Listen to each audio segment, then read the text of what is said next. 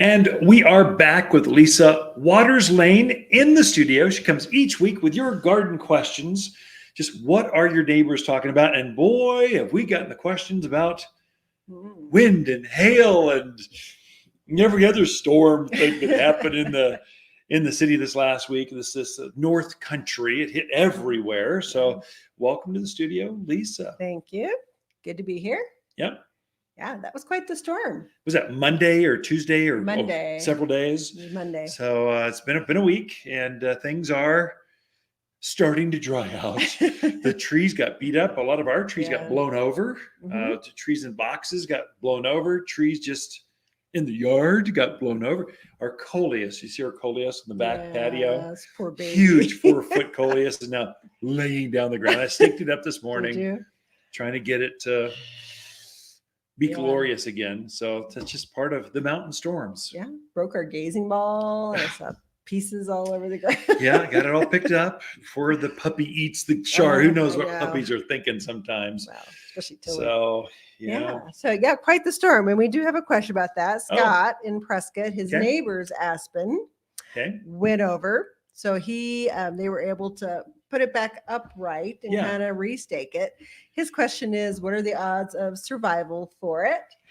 Will it make it? And what can he do to help with the survival? Yeah. So if your tree's down or maybe it cracked, here's a couple of things we can do. So aspens have shallow, wide roots. And so it probably had roots where the watering system was, and maybe it didn't have it on the leeward side of the wind. And so it just kind of gave way. My guess is some of the roots were still left in the ground. Otherwise, it would have snapped off and you wouldn't have tried to pick it back up. So Scott, I'm just some assumptions here. If you set it back up, it's probably going to live. You'll be fine. You need to get some more roots forming because you did snap off some of those roots. What do? So lean it back up. And then you're not going to have a lot of roots until after you get some this fall and then some next spring. After next spring's flush of growth, it'll probably be all fine. And you'll know by next spring, it recovered, or the work when my neighbor and I did, it worked, or it didn't work. You don't know until next year, so it's worth a try. Right now, fertilize. Put the 744 all-purpose plant food all around that root structure. That'll increase bud growth for next spring, leaf growth, the catkins. It'll just help the overall growth. But in addition, get a bag of humic. Humic is humic acid. It's a granular. You spread it like your fertilizers, but it encourages deeper roots. It stimulates, tickles the feet of trees, of plants, and helps it to root out. Generally, we use humic on stressed out plants or brand new plants. You just want to get rooted out faster. That's what it's really for. Or you're starting a new lawn, you get new bulbs on flower bulbs, things you want to root out quickly and then get them to grow. But it would really work on your aspen that fell over, any tree that's stressed like that. So humic and the all-purpose plant food, spread them right now by the end of the month or right away this weekend. Spread it, and that'll help you over the next several months for it to reroot. And what you're after is you want those roots to extend out so that you can eventually, maybe this time next year, pull those stakes off, and now the tree will stand up by itself. So that's the goal. Otherwise, you've got a weak tree that's going to blow over in the house or do something not good. So kind of watch that one. Keep it staked for a year, and then humic, all-purpose food. The other one I'm hearing sometimes is that it had a Y, and the tree actually split in two. So it's got this giant split through the entire tree. What do you do there?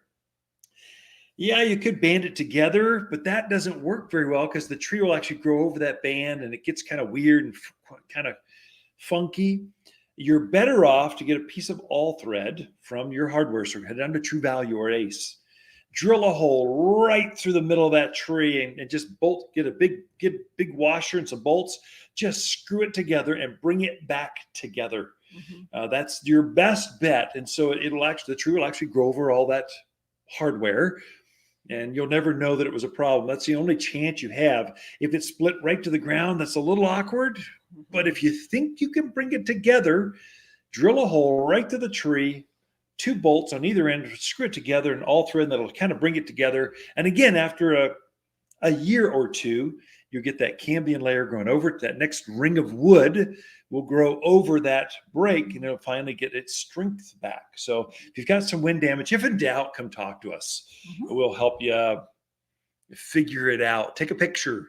Again, with the one that's split in the middle, you got the all thread through it. Again, all-purpose plant food and humic, the same thing you do for that tree, because you're trying to get that next spring's growth larger, so a bigger band of wood will actually grow around that. It'll heal itself over time. So I've done that several times with trees. It does work. Done it for really big trees, and it works. Yeah. So when you have storms like that, you see the weakness of improper watering. Right. Yeah. So I would say come talk to us about watering too, because all these trees that just went whoop because they had no roots, there's a reason they went. Shallow plants. It's just you're watering frequently and not very deep. And so the roots are right there on the surface, and the wind it shows any weakness. It just shows it right there. It just pops it right out of the ground. Right. Okay. Next question is from Allison in Chinos. Her gardener wants her to prune back her apple and peach trees right now. Okay. She wants to know, is that okay? Is it too early? Is it better to wait? So, okay. Might be time for a new gardener. I'm not sure. So you can prune it now. You can absolutely do it. The book says you can prune up to 10% of your foliage mass any time of year you want. That's kind of a haircut. It's a major pruning. You're trying to keep it down. You prune up to 30%, a third of the foliage mass, so the branch structure. This is a major cutback. That's done generally in the winter, so January through March. You could do it now, but the sap is flowing so fast, and there's still a lot of bugs out. So the insects will be drawn to the sap of a fruit tree, especially. And so you're making that major cut, and you're going to get potential for fungal and insect problems. You've got woodpeckers can come in. There's all kinds of things that can happen. January, the sap is shut down. It's flowing very slowly. It's kind of in stasis. So you can make a cut, and really you don't even need that black tar kind of stuff over the cut, because the winter just kind of seals it off for you. If you're making a cut now, for sure, you're going to need that black tree pruning paint. Come and get a bottle, and we'll help you administer that. But I would say if you could wait on fruit trees, wait until January, February, first part of March. That's the peak window. If you're reading any kind of garden books, that's what it tells you. That includes any kind of fruit tree. Apples, pears, cherries, apricots, nectarines, pomegranates, you name it. They're all going to benefit from a winter pruning. Okay. All right. Next question is from Jack in PV. He wants to know, what's the difference between products that are advertised as winterizer fertilizers or winter fertilizers and the all-purpose food that we have? Good question, Jack. Yeah, that's a great one. So they're saying winterizer, that's a chemical fertilizer. So they're going to use petroleum-based chemicals come up with the carbon that the plants will feed off of. And there's a different winter formula than there is to a summer. So they release at different rates. The summer ones can't be picked up in the winter by plants, and winter ones can't be picked up in the summer. So you need different chemicals to fertilize with. All-purpose plant food, the one that we sell here, is organic. Organic, there is no difference. The plants are picking it up organically. It breaks down slower over a longer period of time. And so now you only need one kind of fertilizer, and it will work winter, summer, fall. It just doesn't matter. Be consistent with it. It's the main thing there. Ours actually has the benefit of, it's got sulfur and iron, some other minerals in it that actually will create more health for that plant. It'll green it up better and over a longer period of time. I'd say, Jack, if you had a choice, buy it from Waters Garden Center. It's a better fertilizer made for us. It's organic. It's not going to kill your birds or your pets. It's safer, and you don't have to think through, is it winter or summer, or which one do I use? But that's really the difference. Chemicals, they'll have to define the season that it's used. Organics, you don't. So great question, though. Ken and Lain, the Mountain Gardeners. We'll be back right after this important message.